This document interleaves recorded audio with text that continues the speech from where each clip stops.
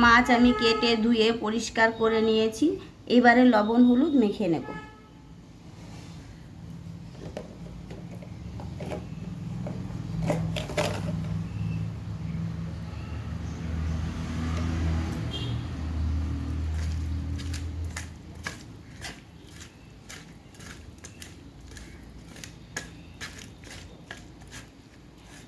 এবার মাছটাকে ভেজে নেব। কড়াই গরম হয়ে গেছে, তেল দিয়ে দেব।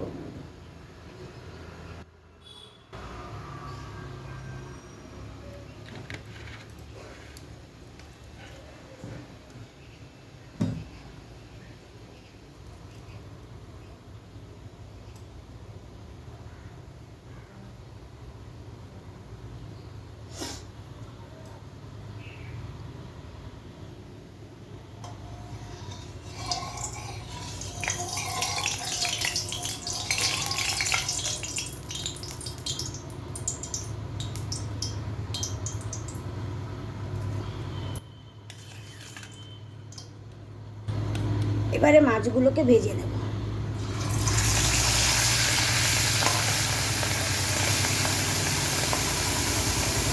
মাছগুলোকে আমি খুব বেশি ভাজবো না, হালকা করে একটু ভেজে নেব।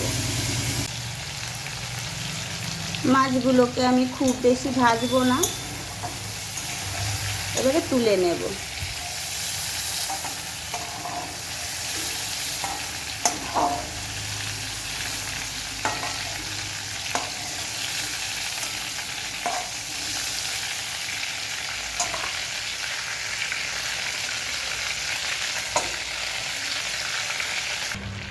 আমি ওই মাছ ভাজার তেলে কালো জিরে ফোড়ন দেব।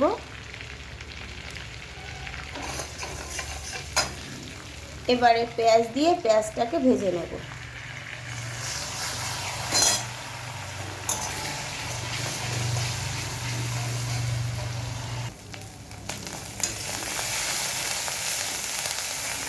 পেঁয়াজ ভাজা হয়ে গেছে, এবার আমি আদা রসুন বাটাটা দিয়ে দেব।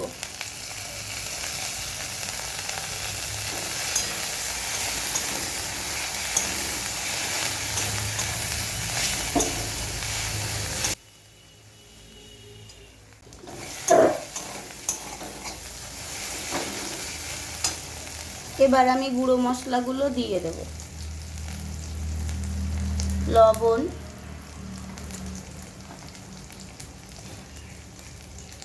হলুদ,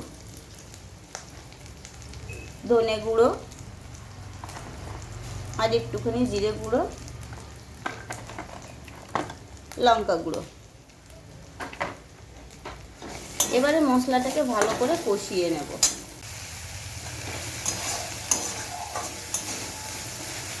মশলা কষানো হয়ে গেছে, এবারে আমি দুধটা দিয়ে দেব।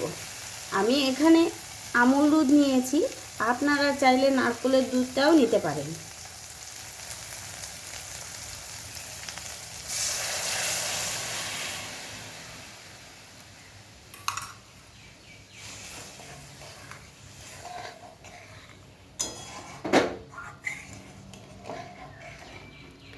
এবারে ঝোল ফুটলে আমি চিংড়ি মাছটা ঢেলে দেব।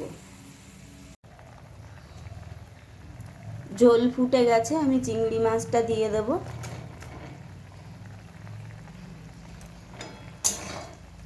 আর একটু ফুটিয়ে নিয়ে গরম মশলা দিয়ে নামিয়ে নেব। চিংড়ি মাছের মালাইকারি রান্না হয়ে গেছে, এবার একটু গরম মশলা দিয়ে নামিয়ে নেব।